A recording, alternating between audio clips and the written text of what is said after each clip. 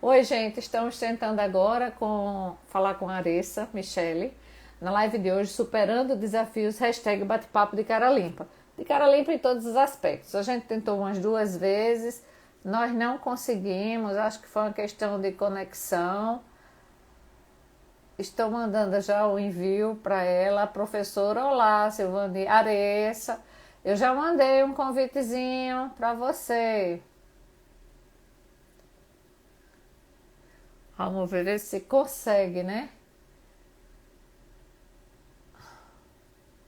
Eu não sei se é questão da internet dela. Realmente, a gente tem internet, mas... Marilene, hello.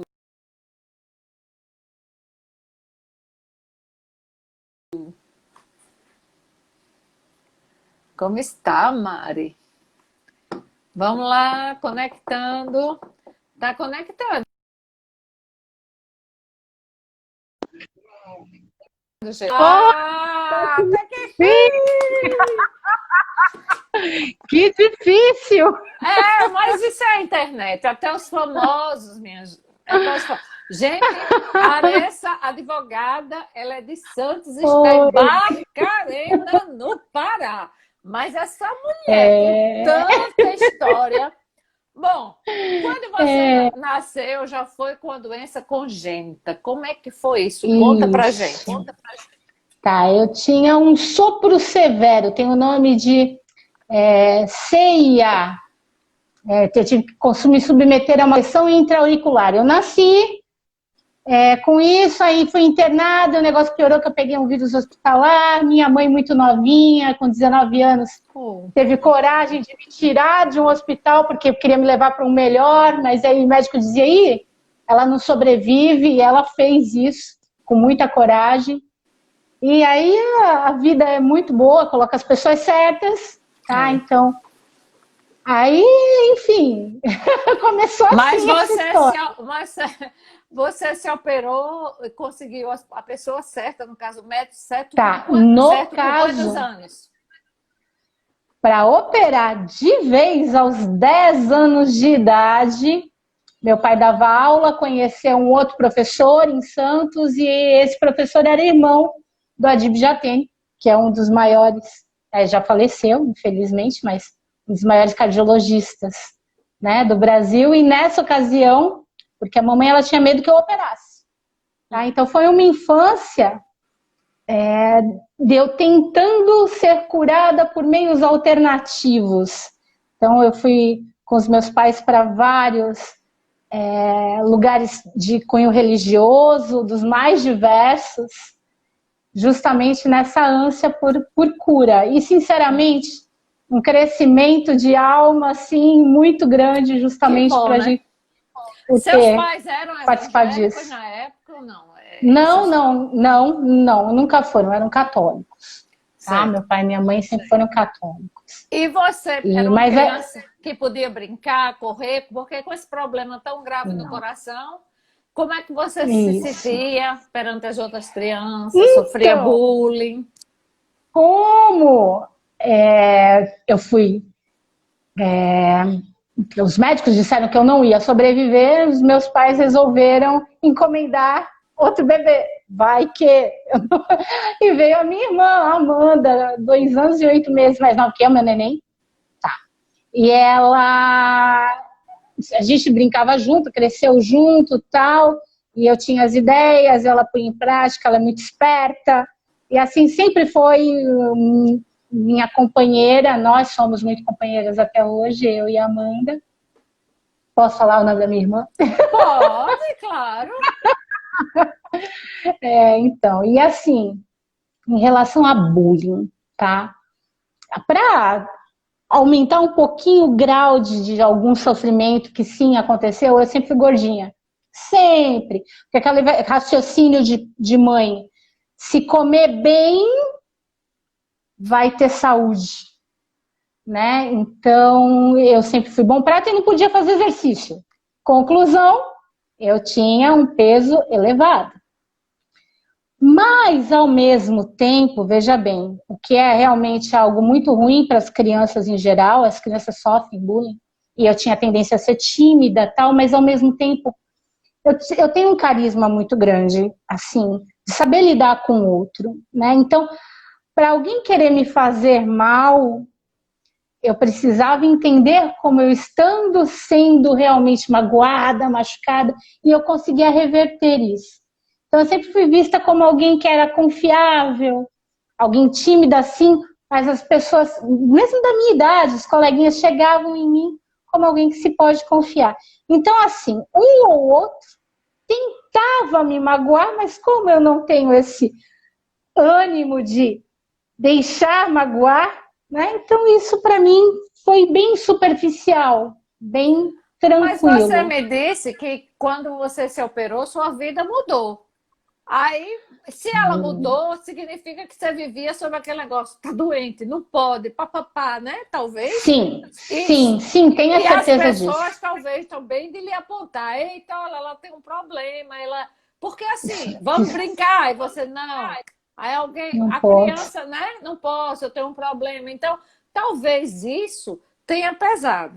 E uma outra coisa que eu tenho curiosidade, que seria legal para a gente falar sobre superação de desafios, tanto para você quanto para sua irmã, talvez tenha sido meio de mexer a cabeça. Meus pais tiveram uma irmã com medo de eu morrer. Então, De na morrer realidade, foi ruim para você e para sua irmã essa história, né? Assim, claro, de vocês se dão, novo. não é?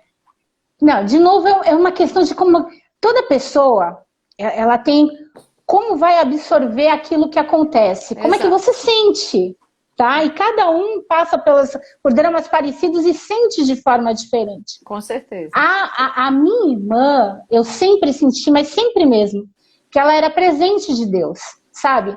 Alguém que veio justamente me ajudar a passar bem por todos esses momentos que seriam de um peso muito grande. Mas com ela junto, não foi. Foi mais Entendi. fácil, tá? Então, era assim, ela era realmente o meu complemento em muitas coisas. Né? Aquilo que eu Entendi. não podia fazer, a Amanda fazia. Chegou uma época em que a família falava que eu parecia uma mãe de Miss, porque eu cuidava. Era minha irmã é pouca diferença de idade, mas era bem assim. O que eu não podia fazer, ela podia, eu ficava muito feliz. Então, eu, Entendi. sabe? Era Essa é a como se relação você se projetasse nela, né? Ela fosse nela. Isso. seus pés, suas mãos, etc. Ela É podia. isso. Ela Mas podia. e quando você se operou, o que que mudou? Aí você deixou de ser gordinha, você começou a ter vitalidade, Também. o que foi isso? Também. Foi uma libertação. Foi uma libertação, mas ó, foi uma libertação gradual. Mesmo porque foi uma cirurgia cardíaca, você não fica livre de tudo rápido, tá? Então, há todo você continua indo ao médico e até você se restabelecer, são pelo menos aí 2 anos, de 6 em 6 meses indo para exames rigorosos, tal. Mas foi uma libertação a nível de eu realmente poder me colocar no mundo. Como assim? Até então eu não falava palavrão, por exemplo. Eu não me permitia exteriorizar sentimentos muito fortes, porque eu tinha medo de magoar o outro. Isso é bom, mas a partir do momento em que eu não me magoasse, eu percebi que às vezes eu me magoava. Então, quando alguém, a primeira vez que eu foi com um primo, que é muito, muito amigo meu, mas ele chegou para me irritar mesmo. E antes eu não falava nada, e dessa vez eu reagi. E foi um baque, sabe? A Arissa xingou. É Como ela, é assim? Né? Mas que bom, E, é. e aí eu fui me posicionando e enxergando as coisas de uma outra forma. Aí eu consegui mais equilíbrio, ainda mais equilíbrio real, né? Não aquela coisa do eu posso machucar alguém, eu posso magoar alguém, isso pode vir. Não. Na O realidade, eu equilíbrio acredito que você vivia sob um medo muito grande, lá internamente, né? Porque não é fácil. Você vai para todos os cantos, isso traumatiza. Vai para a religião, tenta, né? Traumatiza, vai para médico e tudo. Aí você emagreceu. 12 anos de idade, eu operei aos 10, aos 12 eu estava ficando magrinha pela primeira. É até hoje um desafio, não nego. O equilíbrio de comer equilibradamente, ter uma vida saudável, é algo que ainda é muito racional e hoje com 45, bem mais fácil do que era antigamente. Mas aos 12 foi a primeira vez que eu realmente fiquei magra. 2 ou 3 anos depois, você enfrentou outro problema, que foi o falecimento da sua mãe? Eu tinha 16. Não, falecimento não. Na verdade, a mamãe teve um AVC um AVC. Severo. Eu não entendo muito, não entendo nada de medicina, mas os médicos diziam o seguinte, que a mamãe teve um tipo de AVC que é o fatal. E ela não morreu. Ela ficou com uma série de sequelas e ela só tinha 38 anos de idade. E eu tinha 16. Né? E a minha irmã tinha 14. E a gente enfrentou isso só para variar juntas, que bom. A sua mãe, seus pais são vivos? A mamãe faleceu vai fazer 4 anos em novembro agora. 3 anos e alguma coisa. A mamãe faleceu foi relativamente recente. Ela sobreviveu durante bastante tempo. Apesar de tudo. Graças a Deus, né? Foi muito tempo com vocês. Porque parecia uma coisa, uma se curou, a outra teve um problema. Poxa, né? É dizer o que é que estava. Aí foi quando você entrou inglês na sua vida, entrou uma companhia aérea na sua vida. Me conta essa faça, o seu casamento, o primeiro casamento. Vamos lá nessa história que é interessante. Então vamos lá, tá. Bom, eu conheci o pai da minha filha, que é o meu primeiro marido. Não, mas primeiro você trabalhou como aeromoça ou depois? Eu o conheci antes, nós chegamos a ficar noivos. Ele ia trabalhar no Nordeste, eu fui comissária de voo, eu escolhi fazer o curso, eu fui da primeira turma de Santos, tá? Porque assim que começou o curso em Santos, porque eu queria ficar perto dele, na verdade, porque ele trabalhava no Nordeste. E naquela época era muita exigência, né? Exigência em todos. Muita. Você tinha que ter etiqueta, tinha que falar bem fluente em uma língua, pelo menos, ou mais de uma, né? Tinha muita coisa. E você passou por esse processo de seleção para ficar perto dele. Para ficar perto dele. E funcionou, deu certo. Tá? Eu fui comissária de voo aos 18 anos. Eu fui contratada e ele trabalhava no Nordeste. Algumas vezes funcionou isso, de eu estar pernoitando em cidades, ou na mesma cidade, ou em cidade próxima, e ele vinha. Só que aconteceu mais uma coisa, tá? Ele teve ciúme. Ai, meu Deus, vai cair aqui. Da internet. Oh, não caiu, não. Tá bem. Não? Tá. Não, foi o telefone que caiu, a internet não. Tá. Sim, aí ele teve... Ajeite mais que tá... Sim, agora. Tá. Aí ele, por ciúme, tá? Queria casar e que eu saísse da empresa e eu me impus, falei, não, eu vou continuar na empresa. E eu passei 5 anos trabalhando como comissária e longe dele. Até que eu me repensei e fui procurá-lo. Fui morar em Santos, novamente, porque até então eu estava morando na capital, estava em São Paulo. E fui procurá-lo, tudo, e nós voltamos a ficar juntos e nos casamos, tivemos nossa filha. E aí você saiu da empresa? Eu saí. Pode falar. Não, diga. Tá, eu tentei permanecer, nunca tive medo, nunca. Todo mundo pergunta isso, mas você não tinha medo de voar? Não, nunca. Exceção. Quando eu tive a minha filha, eu fui para a ponte aérea. A primeira turbulência, a primeira coisa que passou na minha cabeça foi: eu tenho uma filha. E isso me incomodou e eu decidi sair da aviação por isso. Entendi. Eu quero saber coisas curiosas quando você era aeromoça. Porque deve ter muitas. Tá. Tem algumas histórias. Teve uma, a gente atravessando o oceano, vindo da Europa para o Brasil, e a gente estava trabalhando junto com uma outra empresa, também europeia, num avião que acho que hoje nem existe mais, o DC-10. Então era misto de tripulação. E quando eu estava trabalhando na classe executiva, na galeria central, isso era madrugada mesmo. E chegou o piloto brasileiro, que tinha o estrangeiro também, chegou com uma cara de muito preocupado com uma geringonça que eu nunca tinha visto. Hoje, se eu fosse comparar, me lembra um tablet grandão.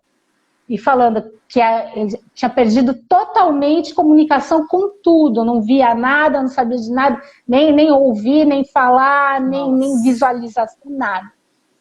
Né? E assim, ele olhou pra gente, você sabe rezar? Essa é a hora.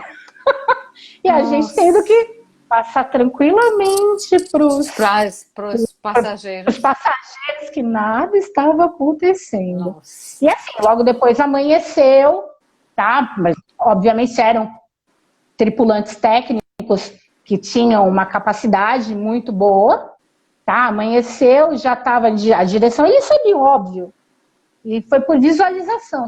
Pelo que eu me lembro, foi meio que seguindo outra aeronave da concorrente. Nossa! Que teve um...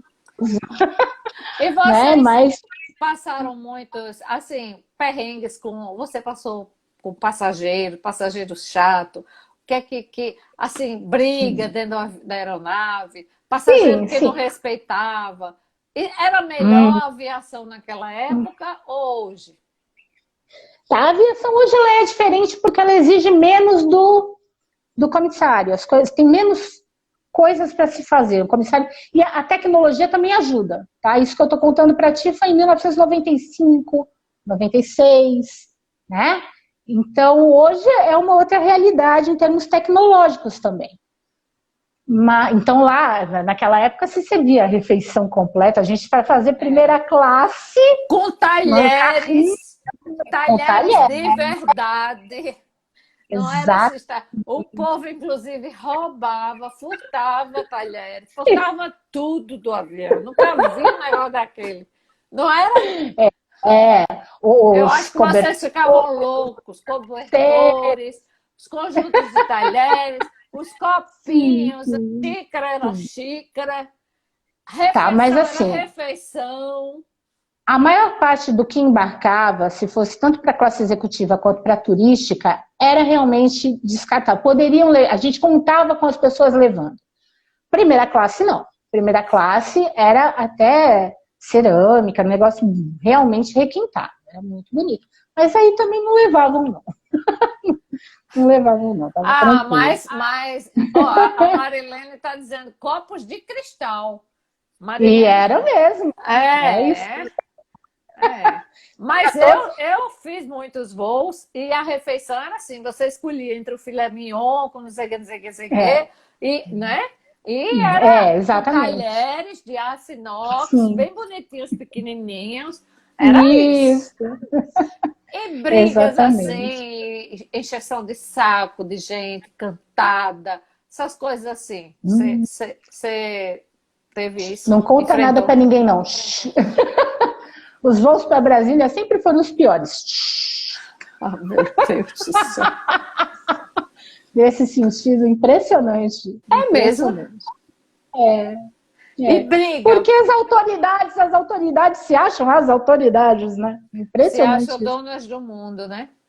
É isso. Já teve, quando você trabalhava, teve pessoas que lhe desrespeitaram assim, entre os passageiros mesmo, você dizer uma coisa e não é isso não, você quer. Acontecia, porque você tinha que... Eu aprendi a duras penas a saber dizer o não de uma forma que eu não precisasse usar a palavra, porque muitos não aceitavam.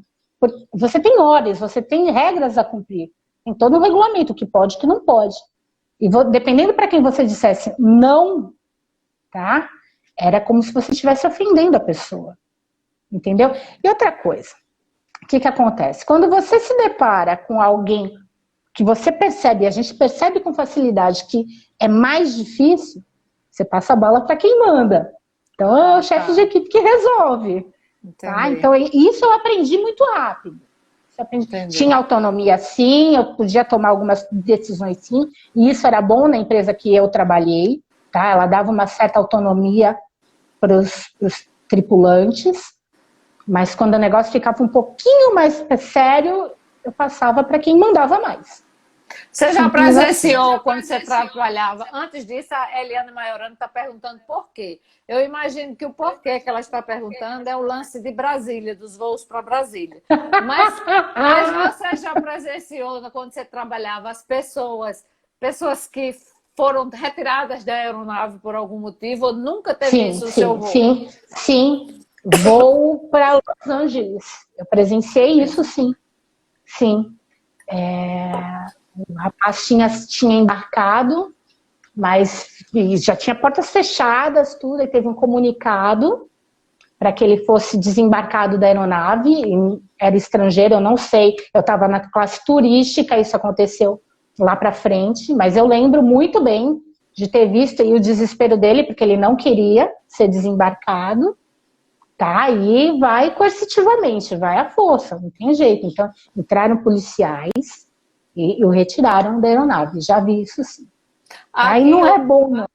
deve ser constrangedor. O Nonato está falando, Aressa, em 95, essa aeronave que você voou já tinha mais de 20 anos de voo.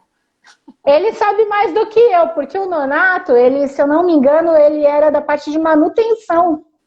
Por isso que ele Ah, está aqui na live. É entendi. verdade. Aí você já estava casada, quando teve a turbulência, você já tinha uma filha e pensou, não, eu tenho uma filha, isso aqui é muito seguro. Como foi esse casamento? Tranquilo? O que é que aconteceu com você? Tá.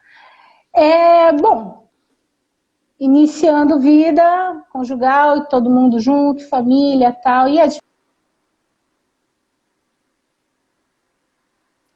Travou. Ai, gente, será?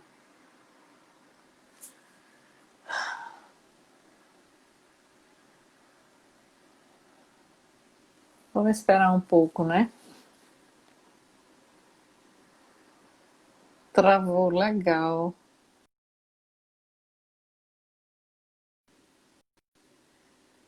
Ela saiu. Eu acho que ela vai entrar. Vamos lá esperá-la, né? Gente, vamos ver se ela entra. Porque travou e caiu. Eu vou esperar que ela entre novamente para ver se ela. Porque eu não quero encerrar essa live, não. Para recomeçar, não. Eu espero que. Ai, gente. Nonato, quer dizer que você também viveu essa experiência? Ela sentiu que ia cair. Verdade, Eliana, ela sentiu. E para mim ela estava dando sinais aqui. Começou a congelar, sabe? Mas eu espero que ela entre novamente. Porque é tão legal, menina, a história. Bem legal mesmo. Enfim, a gente está conversando, gente, enquanto ela entra. Espero que ela tome a atitude de entrar. Tava mesmo, mas eu tô esperando. Eu acho que ela vai. Tomara que ela se reposicione e entre, né, gente? Tava muito interessante. E ela não tinha contado nem metade da história. É uma história muito de superação de desafios. Ai, Alessa! Vamos lá, estou aqui. A gente tem que vibrar, né, gente? Internet funciona, a gente já vibra, já que milhões de vibrações. Porque não é fácil. Maria Silveira. Tô só aguardando agora ela entrar, tá, gente? Ela tá aguardando a conexão, a gente aqui. Mas podem perguntar, viu? Agora ela vai para a parte. Não era eu, não era eu mecânico da aeronave. Ah, certo. Estou só aguardando que ela entre. Ela está na fase, gente, da vida dela que ela foi aeromoça e passou quando teve turbulência lá em cima, ela já tinha uma criança, um bebê, né? Então disse, não, o que é que eu estou fazendo aqui com a minha filha, tendo uma filha, né? Porque é realmente algo de alto risco. Tá aqui aguardando, mas não entra. E aí é nesse casamento que vão acontecer várias coisas. O primeiro casamento dela, ela não está conseguindo participar. Ai, gente, vamos esperar mais um pouquinho. Nonato, você não era um mecânico de aeronave. Você trabalhava também na mesma companhia aérea? Eu estou tentando. Eu não posso fazer nada, gente. Eu estou só esperando porque terminar também, encerrar para começar outra. A não ser que eu termine, porque eu só estou aqui falando para vocês, né? Ficar falando para passar o tempo. Aí eu vou salvar essa e vou entrar. Vou ligar para ela e eu vou encerrar, tá? Vou ligar e a gente reinicia começando, porque ela não está conseguindo entrar.